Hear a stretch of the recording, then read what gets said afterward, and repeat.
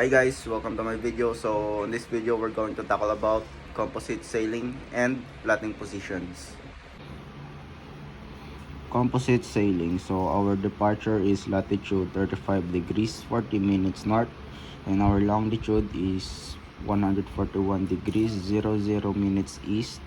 Our arrival is latitude 37 degrees 48 minutes north and longitude of arrival is 123 degrees 40 minutes west, and our maximum latitude is 45 degrees north.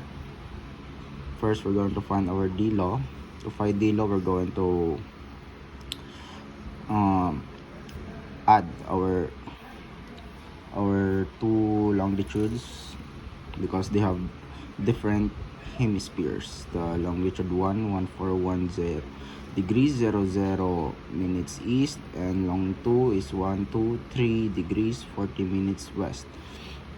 After adding, we're going to get to 64 degrees 40 minutes west. So we're going to subtract it by 360 degrees, and the final answer to our D-law is 95 degrees 20 minutes east.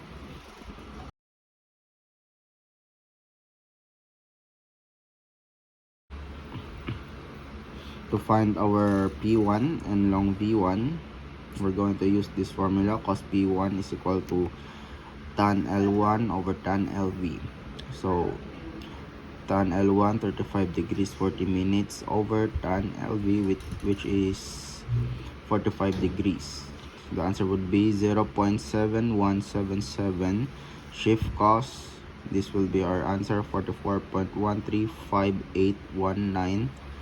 Subtract it by 44 degrees, we'll get 44 degrees, and the remaining is we're going to multiply it by 60, which is 8.1. So our P1 will be 44 degrees 8.1 minutes east, and we're going to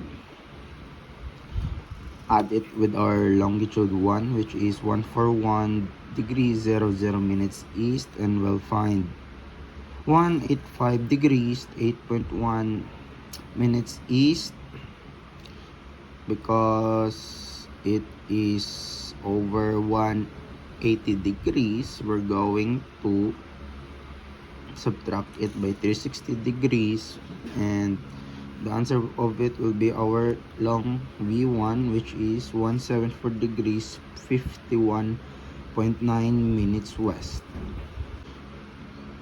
Next is finding our P2. We're going to use this formula. Cos P2 is equals to tan L2 over tan LV. So tan 37 degrees 48 minutes north over tan 45 degrees. The answer will be 0.77568.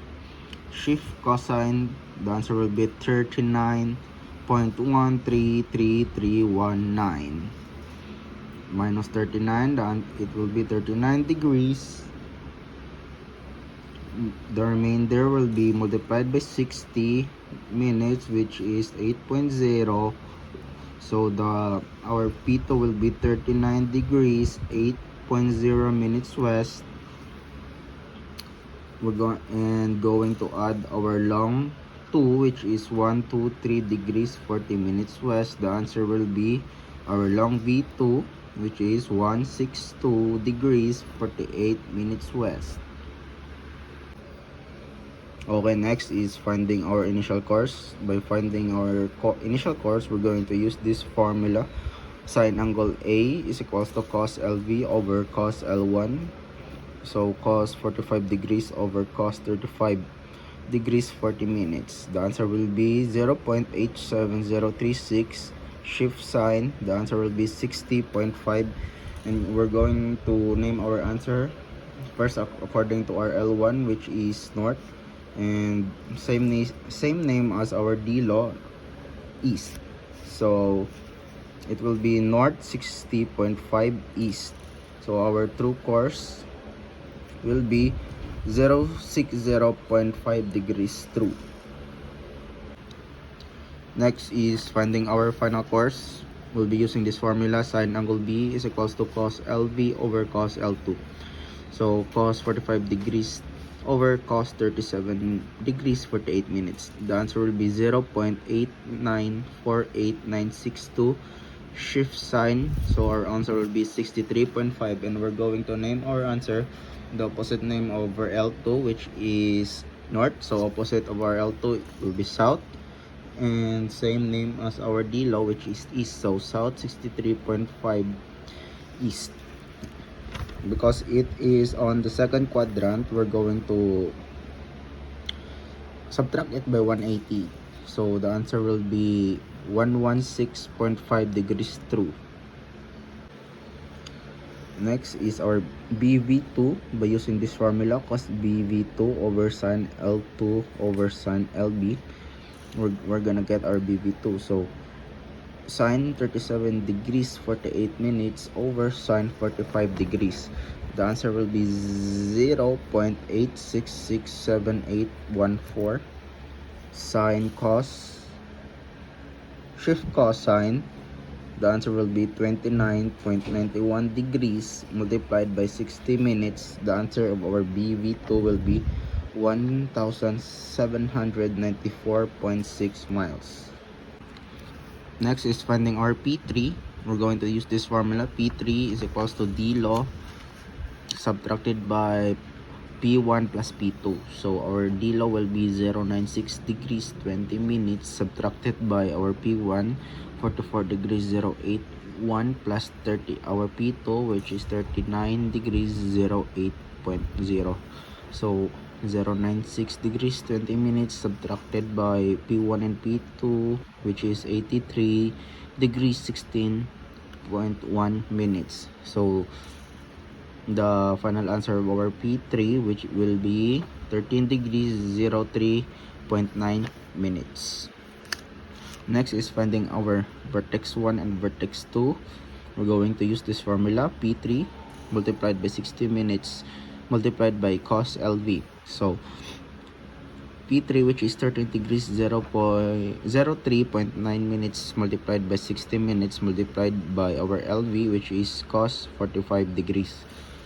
And the final answer of our V1 and V2 will be 554.3 miles.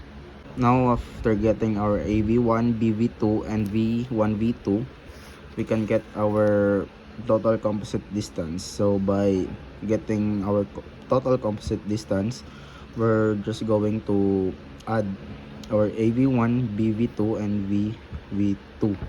So first, AV1 will be 2,067.2 miles added by 1,794 miles, which is our BV2, and lastly our V1 and V2 is 554.3 miles. So the total composite distance is 4,416.1 miles. So now we're going to have an example of plotting positions. So we have a scenario at 0900 hours. A ship were at a vicinity of Catanduanes with their respective coordinates. Latitude 13 degrees 35 minutes north and longitude 124 degrees 13 minutes east. So we're going to get its bearing and distance on Calapadan Bay Lighthouse and bearing and distance of Nagumbuaya Point. So here we have our chart. Here will be our ship, and in Calapadan Bay Lighthouse our bearing will be 300 degrees true with a distance of 8 nautical miles. And in Nagumbuaya Point our bearing will be 256 degrees true and 9.5 nautical miles is our distance. So we have the latitude of 1335 north, which is